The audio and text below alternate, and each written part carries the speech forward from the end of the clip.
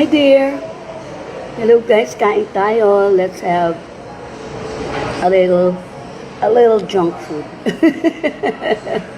Nasa KFC.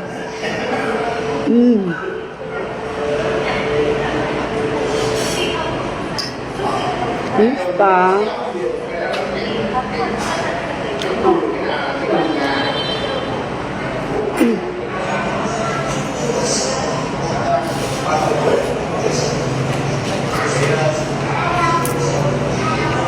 How you doing, guys?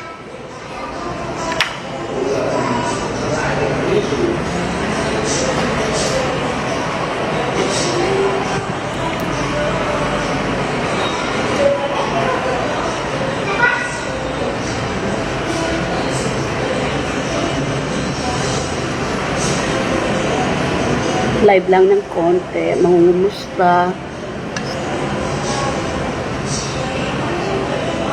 Awesome people.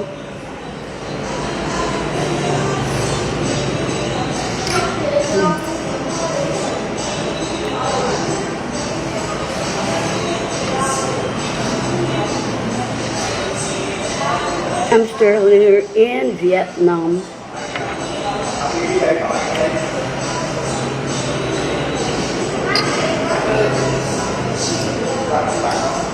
Still waiting for my business visa.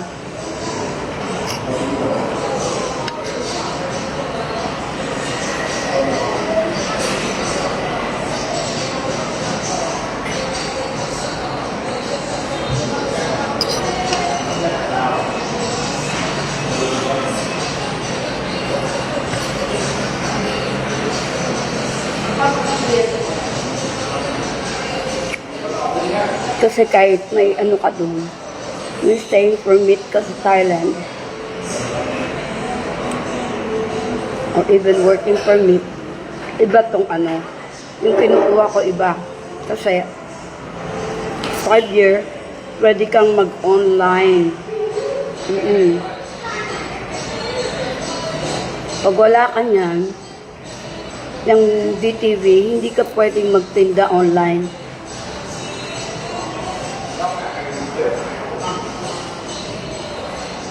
Uhulihin ka.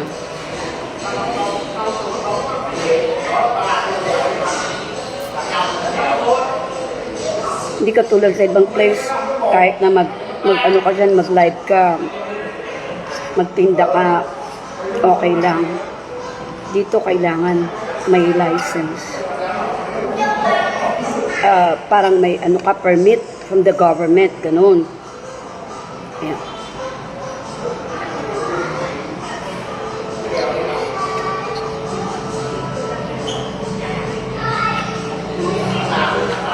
Pag wala, sasara nila yung ano mo, yung live computer mo.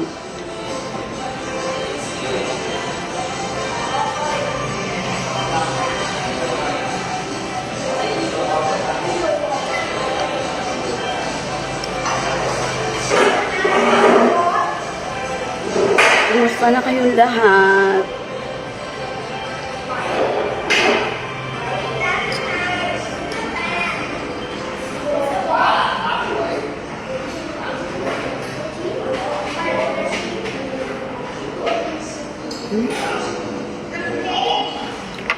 I'm really not hungry.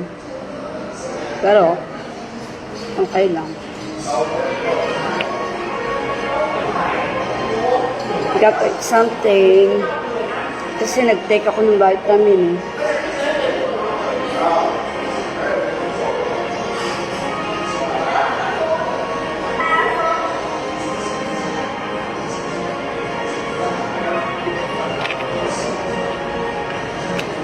Kasi mag-online business ako.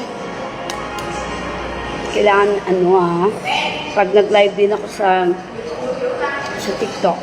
Yeah. Panoorin nyo ha. Pili kayo ha.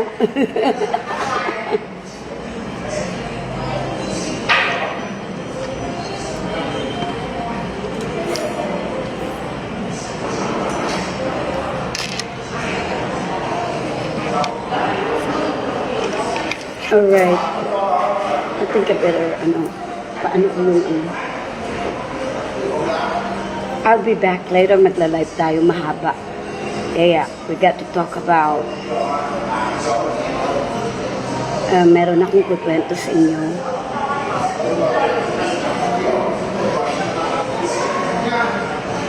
Nagsusunog sila sa Mexico, and pwede nyo rin i-research. Sa Mexico at sa Iran, nagsusunog sila ng effigy ni Baal. Okay? And that's really, ibig sabihin, naniniwala sila na, yan, curse, yung pagsamba kay Baal. Pero, sa din, meron yan eh.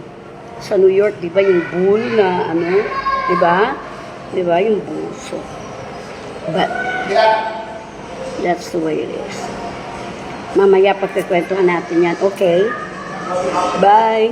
I love you guys. Mwah! Ingat kayo, ha? Get along. Alright? Pero, never forget. You own your life.